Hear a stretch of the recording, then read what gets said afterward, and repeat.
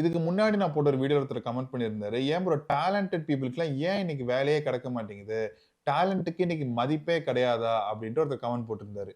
சரி but company சைட்ஸ்ல பார்த்தோம்னாலும், இதே complaint தான் பண்றாங்க. ஹெச்ஆர் அஃபிஷியல்ஸ்லாம் டேலண்டட் பீப்பிள ரெக்ரூட் பண்றது ரொம்ப கஷ்டமா இருக்கு. டேலண்ட் இல்லவே இல்ல அப்படின்ட்டு ஹெச்ஆர்லாம் கம்ப்ளைண்ட் பண்ணிக்கிட்டு இருக்காங்க. சோ இந்த ஈக்குவேஷன்ல 2 சைடு இருக்கு. ஒரு சைடுல டேலண்டட் பீப்பிள்க்கு ஆப்பர்ச்சுனிட்டீஸ் இல்லையான்னு சொல்லிக்கிட்டு இருக்காங்க. இன்னொரு சைடுல ஆப்பர்ச்சுனிட்டீஸ் நெறைய இருக்குங்க. ஆனா டேலண்டட் பீப்பிள் தான் கிடைக்க மாட்டேங்கிறாங்க அப்படின்னு சொல்லிக்கிட்டு இருக்காங்க. So it got me thinking, what really is talent? டேலண்ட்ன்றது உண்மையிலேயே என்னது? நீங்க செகண்ட் ஸ்டாண்டர்ட் படிக்கும்போது உங்க கிளாஸ் டீச்சர் நீங்க ரொம்ப டேலண்டட் பாய் அப்படின்னு சொல்றது ஒரு டேலண்டா? இல்லன்னா நீங்க காலேஜ்ல 90% மார்க் வச்சுட்டு அரியரே இல்லாம வெளிய வந்தீங்கன்னா அது டேலண்டா? இல்லன்னா மேத்ஸ்ல நீங்க எல்லா ப்ராப்ளமும் கரெக்ட்டா நீங்க சால்வ் பண்றீங்க அப்படின்னு சொல்றது டேலண்டா? எத வச்சு நான் வந்து ஒரு டேலண்டட் பெர்சன், இல்ல இந்த பெர்சன் வந்து டேலண்டட் நான் ரெக்ரூட் பண்றேன் அப்படின்றதுனால எத வச்சு சொல்றாங்க இன்னைக்கு? அண்ட் என்னோட ஹானஸ்ட் ஆன்சர் இது எதுவுமே கிடையாது. ஏன்னா டேலண்ட்ன்ற ஒரு வார்த்தை வந்து it is very loosely defined and sometimes miss understood கூட. டேலண்ட்ன்றது இட் இஸ் சம்ஒன்ஸ் இன்னேட் அபிலிட்டி. உங்களுக்கு உள்ளுக்குள்ள இருக்க திறமைய தான் அவங்க டேலண்ட் அப்படின்னு சொல்றாங்க. ஃபார் எக்ஸாம்பிள் நீங்க மேத்ஸ்ல ரொம்ப டேலண்டடா இருக்கீங்க. அந்த மேத்ஸ்ன்ற டேலண்ட்ட வச்சு நீங்க ஒரு நல்ல அக்கவுண்டன்ட் ஆகலாம். இங்க அக்கவுண்டன்சி அப்படின்றது நீங்க கத்துக்கிற ஒரு ஸ்கில் மேத்ஸ்ன்ற டேலண்ட்ட வச்சு. இந்த டேலண்ட்ட வச்சு நீங்க இன்ஜினியரிங் கத்திருந்திருக்கலாம். இல்ல டேட்டா சயன்ஸ் கத்திருந்திருக்கலாம். இல்ல ஸ்டாட்டிஸ்டிக்ஸ் கத்திருந்து ஒரு பெரிய ஸ்டாட்டிஸ்டிஷியனா இருந்திருக்கலாம். இது ஏதோ விஷயங்கள நீங்க பண்ணியிருக்கலாம். ஆனா நீங்க சூஸ் பண்ண ஸ்கில் அக்கவுண்டன்சி அப்படின்றது இந்த டேலண்ட்ட வச்சு. இன்னொரு எக்ஸாம்பிள் நீங்க ப்ராப்ளம் சால்விங்லயும், கிரிட்டிக்கல் திங்கிங்லயும் ரொம்ப டேலண்டடா இருக்கலாம். சோ இங்க உங்களுடைய ப்ராப்ளம் சால்விங்ன்ற டேலண்ட்ட வச்சு கோடிங் ஸ்கில்ஸ் கத்துக்கிட்டு ஒரு சாஃப்ட்வேர் இன்ஜினியரா ஆகுறீங்க. சோ டேலண்ட் அப்படின்றது ஒரு ஃபர்ஸ்ட் டிகிரி அபிலிட்டி. உங்களுக்குள்ள இன்னேட் இருக்க ஒரு திறன் தான் டேலண்ட். அண்ட் அத வச்சு நீங்க செகண்ட் டிகிரி அபிலிட்டி அதாவது ஒரு ஸ்கில் நீங்க கத்துக்கிறீங்க. அக்கவுண்டன்சி ஸ்கில்லோ, கோடிங் ஸ்கில்ஸோ, இல்ல இன்ஜினியரிங் ஸ்கில்ஸோ எந்த ஸ்கில்ஸ் ஆனாலும் இருக்கலாம். இத வந்து நீங்க இந்த டேலண்ட்ட வச்சு நீங்க அத அப்ளை பண்ணி, அதுலருந்து லேர்ன் பண்ணி, அத ரிஃபைன் பண்ணி கத்துக்கிறது தான் இந்த ஸ்கில்ஸ். ஸோ இந்த டேலண்ட்ட மெஷர் பண்றதுக்கு தான் காலேஜஸ்லாம் பிளேஸ்மென்ட் டைம்ல வந்து இந்த ஆப்டிட்யூட் டெஸ்ட் அப்படின்னு வைக்கிறாங்க. ஏன்னா, நீங்க ஒரு டிஜிட்டல் சிக்னல் ப்ராசஸிங்கோ இல்ல எந்த ஒரு விஷயம், எந்த ஒரு கஷ்டமான ஒரு இன்ஜினியரிங் லெசன கூட நீங்க மனப்பாடம் பண்ணி உங்களால திருப்பி வாந்தி எடுத்துற முடியும் ஒரு டெஸ்ட்ல.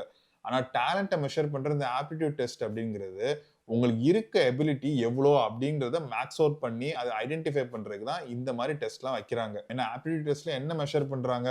Problem solving skills, critical thinking skills, data interpretation இந்த மாரி நீங்க எப்படி யோசிக்கிறீங்க அப்படின்ற விஷயத்த மட்டும் தான் அவங்க டெஸ்ட் பண்ண நினைக்கிறாங்க. அந்த ரா அபிலிட்டிய எடுத்து ஸ்கில்ஸ அவங்க ட்ரெயின் பண்ணிக்குவாங்க.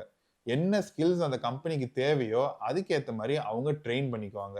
ஸோ இந்த ரா டேலண்ட்ங்கிறது நீங்க ஒரு ஃப்ரெஷரா இருக்கும்போது வந்து எனஃப் தான். பட் எக்ஸ்பீரியன்ஸ் கூட கூட அதாவது அந்த லேடர் ஏற ஏற என்ன ஆகும்னா, it is not just where you are naturally good at. நீங்க அந்த நேச்சுரலி குட் அட் அந்த டேலண்ட்ட நீங்க எப்படி அப்ளை பண்ணியிருக்கீங்க அப்படிங்கிறத தான் மெயினா மெஷர் பண்ணுவாங்க. ஸோ ஃபார் எக்ஸாம்பிள் நீங்க டேட்டா அனலிஸ்ட்ல ரொம்ப ஸ்ட்ராங்கா இருக்கீங்க. ஸோ ஒரு ஃப்ரெஷரா உங்களுக்கு ஒரு டேட்டா அனலிஸ்ட் ரோல் ஜூனியர் பொசிஷன்ல உங்களுக்கு கிடைக்குது. ஆனா இதே இது ஒரு 4 இயர்ஸ், 5 இயர்ஸ்க்கு அப்புறம் இதே ஒரு சீனியர் டேட்டா அனலிஸ்ட் ரோலுக்கோ, இல்லன்னா டேட்டா சயன்ஸ் ரோலுக்கோ ஏதோ ஒரு அந்த மாரி சீனியர் பொசிஷன்ஸ்க்கு போகும்போது, அப்போ அவங்க மெஷர் பண்றது உங்களோட டேட்டா அனலிஸ்ட் டேலண்ட்ட வச்சு நீங்க எவ்வளோ டூல்ஸ் கத்துருக்கீங்க. இப்ப பைத்தன், எஸ்கியூஎல் மாரி என்னென்ன டூல்ஸ் கத்துருக்கீங்க. அந்த டூல்ஸ வச்சு நீங்க என்னென்ன அவுட்புட் குடுத்திருக்கீங்க. நீங்க என்ன மாரி ப்ராஜெக்ட்ஸ்லாம் பண்ணியிருக்கீங்க.